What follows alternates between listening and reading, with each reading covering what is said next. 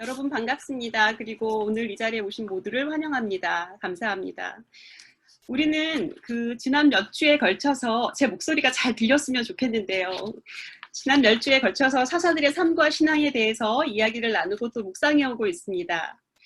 여러분 아시겠지만 사사시대는 왕과 같은 통치자가 백성과 분리된 공간에서 머물면서 나라인 일을 하는 그런 시대가 전혀 아닙니다. 사사들은 평소에 일상의 삶에서 충실히 살다가 히브리 공동체가 영적으로, 사회적으로, 정치적으로 위태위태할 때가 되면 하나님의 영의 힘으로 나아가 히브리 공동체를 하나님의 방향으로 다시 이렇게 복귀시키는 역할을 했던 중요한 리더들이었습니다. 우리는 지금 여러 가지 위태위태한 상황, 제약된 상황을 벌써 몇 달째 살아오고 있습니다. 제가 보니까 한 4살, 5살 되는 친구들이 개학을 해서 생애 첫 학교 입학을 하러 갑니다. 4살, 5살. 몸에 열이 뻗칠 나임에도 불구하고 마스크를 쓰고 제한된 공간 안에서 친구들하고 분리된 모습으로 하루를 교실에서 보내는 친구들을 보면 너무 안타깝습니다. 4살, 5살 아이들에게 몸의 구속 그 자체입니다. 그리고 또 요즘에는 가정폭력이나 가난 등의 이유로 집을 탈출하고 싶어하는 사람들이 너무 많고 떠나야만 되는 경우가 많은데도 불구하고 평소에는 조금 여유가 있었던 토론토 여성 쉘터라던가 아니면 청소년 쉘터에도 침대가 부족하기만 하다고 합니다. 이 코비드 팬데믹은 우리 삶의 불안, 구속, 가난의 팬데믹이 되어서 계속 약자들을 더 힘들게 괴롭히고 있습니다. 여러분 아시겠지만 히브리인들이 가장 두려워했던 단어는 압제, 억압입니다. 구사리다 사임에서 압제 8년, 그리고 에글론 압제 18년, 그리고 오늘 같이 볼 가나안 야빈한 압제가 20년, 그 이후에 아비멜렉, 암몬족 압제가 무수히 이루어집니다. 이 히브리인 자손들은 압제의 한과 공포가 무엇인지 뼛속까지 알고 있는 사람입니다. 그런데 동시에 그럴 때마다 그 억압과 압제의 고통에서 벗어나도록 해주신 하나님의 구원의 은혜를 또한 몸소 경험한 사람들입니다. 고통당하고 착취당하는 하나님의 자녀들을 너무 딱하게 여기시고 항상 그에게 자유와 해방을 안겨주시는 하나님의 구원 사건을 체험한 자들입니다.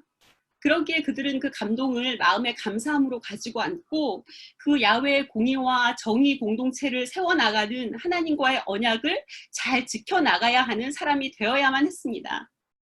그런데 가나안에 들어간 히브리 사람들의 삶은 야훼의 길과는 완전 다른 길로 어긋나 버립니다. 오늘 본문에 보니까 사사 에훗이 죽은 후 이스라엘 자손들은 또 악한 일을 저질렀다고 나옵니다. 또 광야에서 유목민으로 공동체를 이루면서 그러저러하게 살다가 가나안으로 들어가 보니 가나안의 건축, 종교, 그리고 군대는 광야의 아주 그 심플한 생활과는 비교가 안 되는 게 당연합니다. 풍요의 신이 있고 풍요의 신 바알이 있고 막강한 군대 권력이 있습니다. 그리고 그 구조에서 있는 사람들이 누리는 혜택이란 말도 안 되게 좋습니다. 그러니 당연히 그들의 마음은 하나님으로부터 멀어지게 됩니다.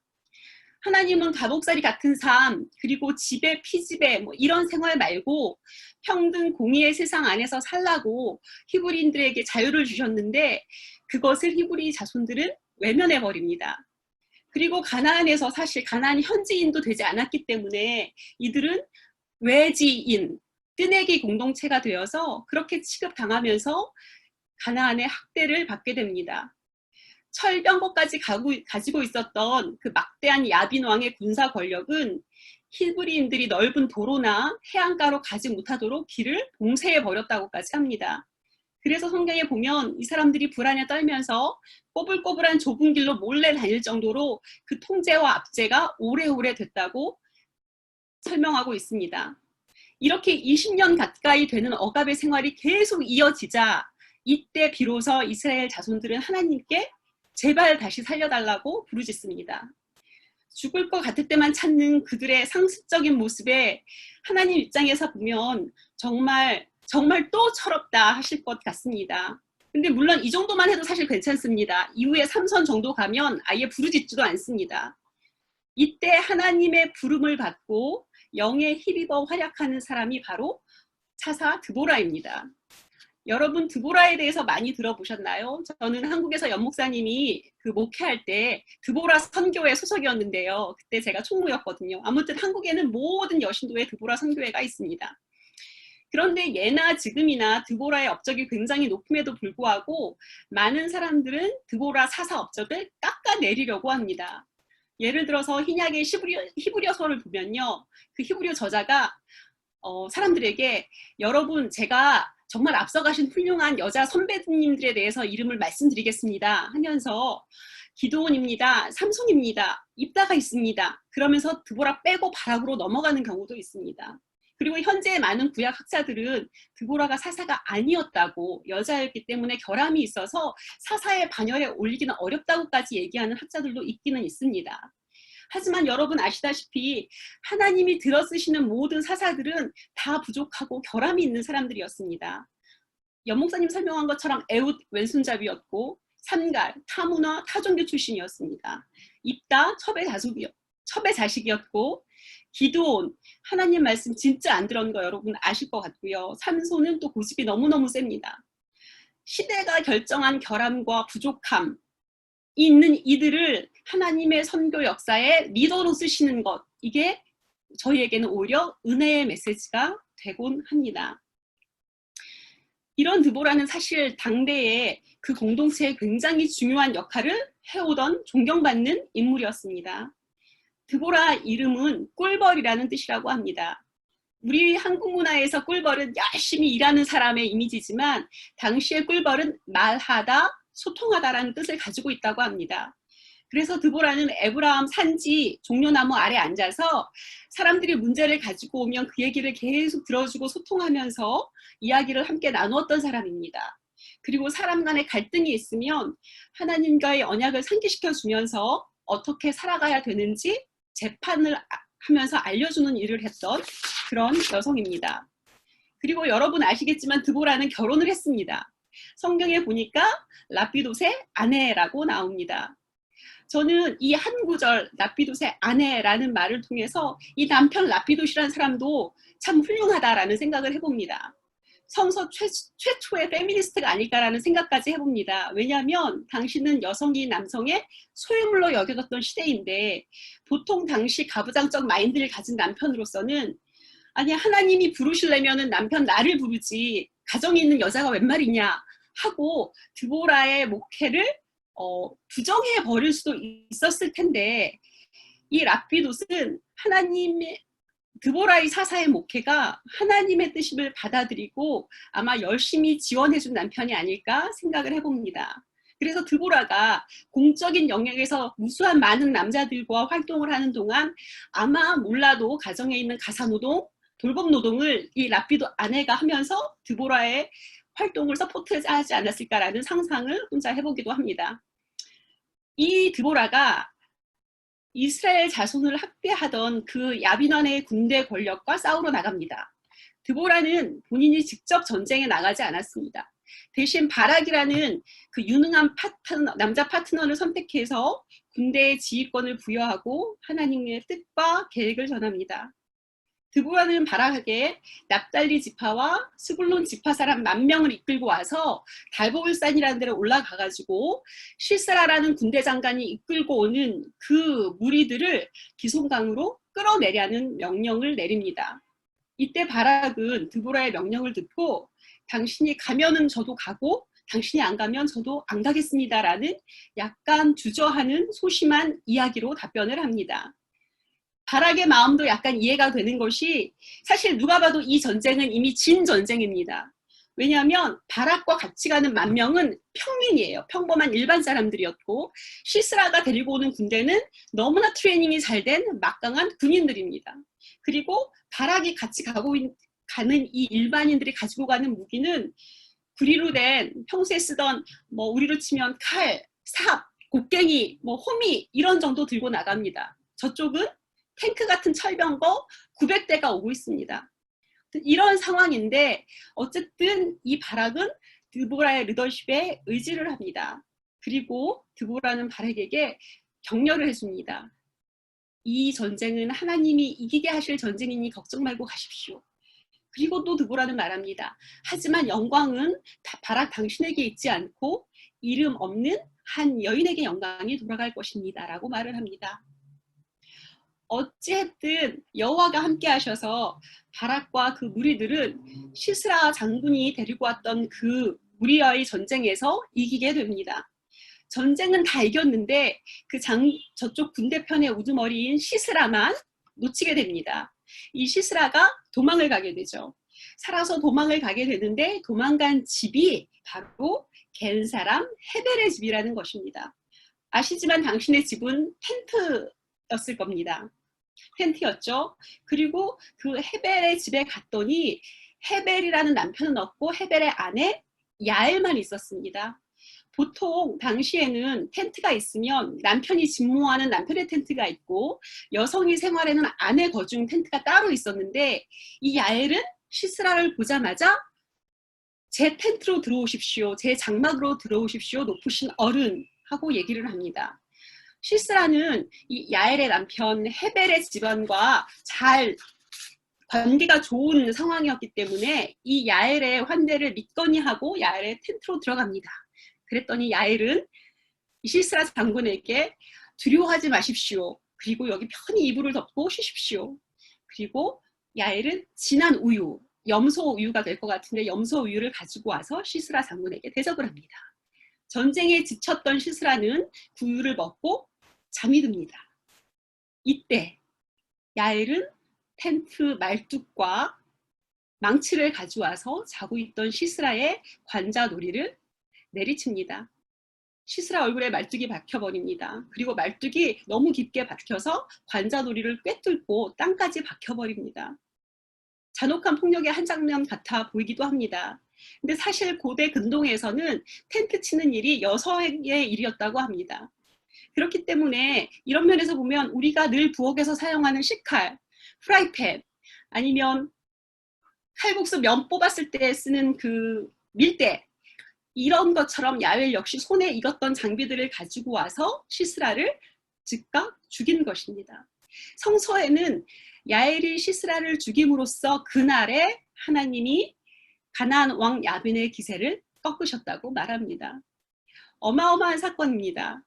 당시 야엘의 남편 헤벨은 제가 말씀드린 것처럼 가나안 사람들과 좋은 관계에 있었습니다. 우리로 치면 친일할 수 있는 환경이었습니다. 그러니 야엘이 시스라를 잘 살려주면 이참에 남편 비즈니스가 시스라 야빈 왕의 라인을 타면서 집안이 좀 더 잘 될 수 있는 그런 가능성의 기회가 될 수도 있었습니다.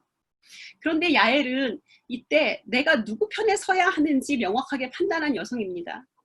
야엘은 가나안 동맹이라는 집안의 이익을 선택하지 않습니다. 야엘은 하나님의 구원 역사의 카이로스에서 압제의 힘에 절대 굴복하지 않고 하나님의 공의에 따라서 약자들의 자유한 삶을 살게 하는데 자신의 몸을 바친 주체자의 삶을 산 여성입니다. 이런 야엘의 모습을 보고 드보라가 칭찬합니다. 야엘은 장막에 사는 그 어떤 여인보다도 복을 받을 것입니다. 라고 칭찬을 합니다.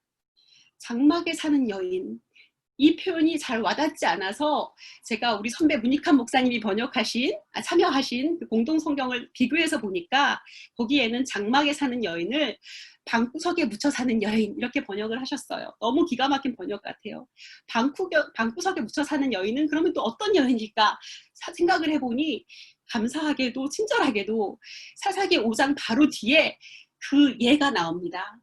방금 야엘 손에 죽음을 당한 시스라의 어머니가 방구석에 묻혀 사는 여인의 대표 될 수 있을 것 같습니다.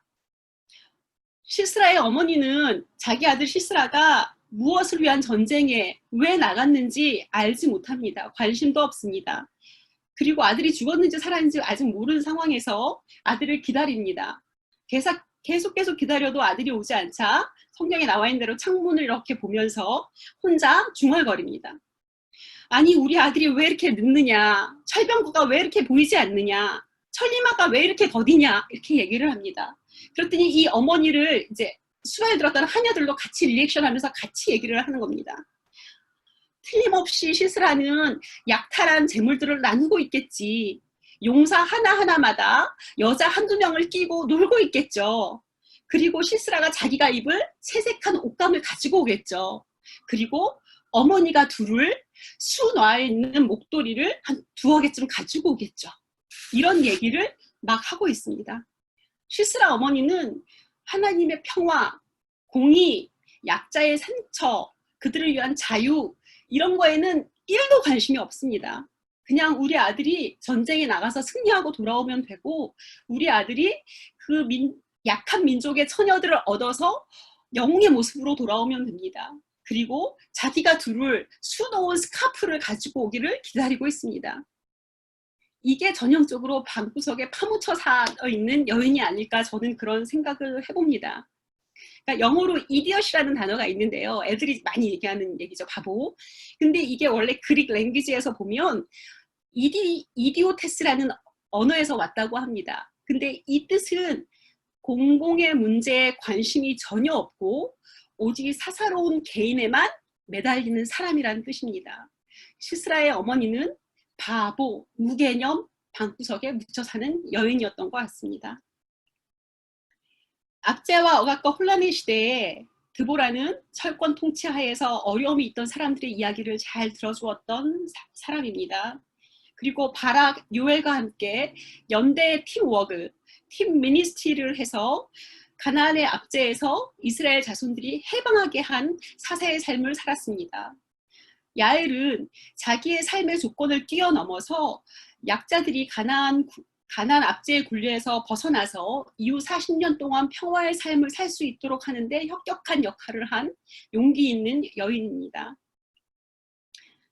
연목사님이 지난 몇 주 동안 하나님 없는 시대의 사사들이라는 주제로 설교를 해오고 계십니다. 사실 여러분 아시지만 하나님은 늘 언제나 한결같이 동일하게 꾸준히 저희와 함께 계시면서 우리가 하나님의 숨 안에서 살아가라고, 평등과 정의와 공의의 세상을 이루어가라고 늘 지켜봐 주시고 기다리시고 또 그런 꿈을 꾸고 계시는 분입니다. 문제는 우리들입니다. 하나님이 주시는 삶의 원칙들을 망각하고 거부하는 우리들 모습이 문제입니다. 이런 우리들에게 오늘의 말씀은 깊은 성찰을 주는 것 같습니다. 믿음의 삶을 산다는 것은 망각과 구속의 굴레에서 벗어나서 하나님 앞에 껴있는 정말 진실한 주체인으로 사는 삶인 것 같습니다. 그리고 이런 삶을 만들어가는 매일매일의 실천적인 삶이 바로 믿음의 삶인 것 같습니다. 그 유명한 유시화 시인이 속세에서 사는 게 너무 욕망과 거짓과 집착이 가득한 것 같아서 참된 깨달음을 얻으려고 인도로 여행을 갑니다. 그 책에 지구별 여행이라는 책이 나오는데요. 여행을 갑니다. 거기 가서 인도 스님을 만나서 명상도 합니다. 그리고 수행을 합니다. 가르침도 열심히 배웁니다. 그런데 한 번씩 속세 시내로 나가면 그가 닦아왔던 영성은 바로 혼돈에 사로잡혀 버립니다. 바가지 요금을 씌우는 택시기사 아저씨하고 막 화를 내는 자신의 모습을 보고, 혹은 멀쩡한 사람을 신발 도둑으로 오인해서 그 사람 신발을 뺏어오는 자신을 보면서 자기가 너무 영성의 활동이 허무한 거예요. 그래서 다시 스님한테 가서 묻습니다.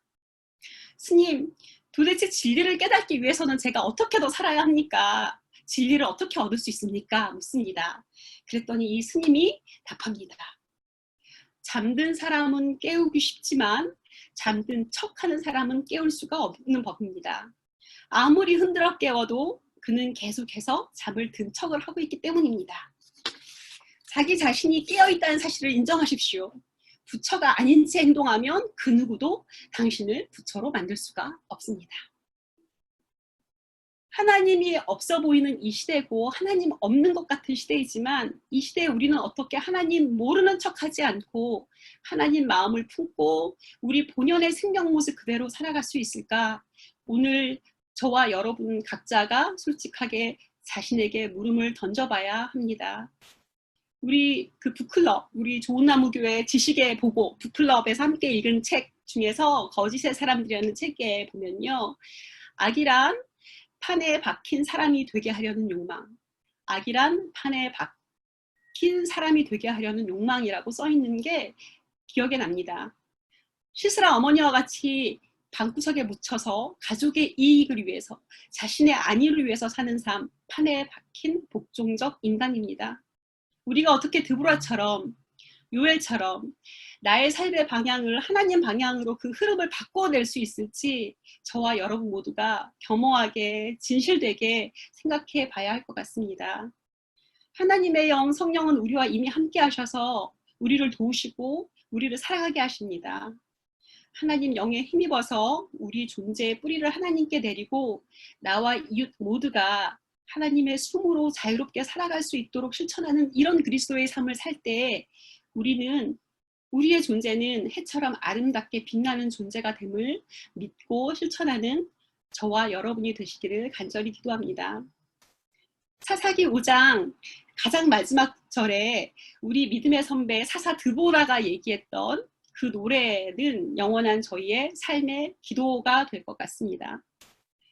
주님, 주님을 사랑하는 모든 이들이 힘차게 떠오르는 해처럼 되게 해 주십시오. 아멘. 기도하겠습니다.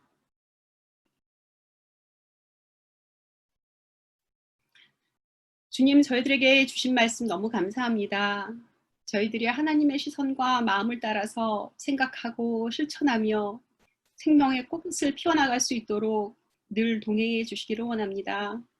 저의 삶에서 하나님의 정의와 평화가 화해가 매일매일 드러날 수 있도록 성령님 인도하여 주시옵소서. 예수님의 이름으로 기도드립니다. 아멘.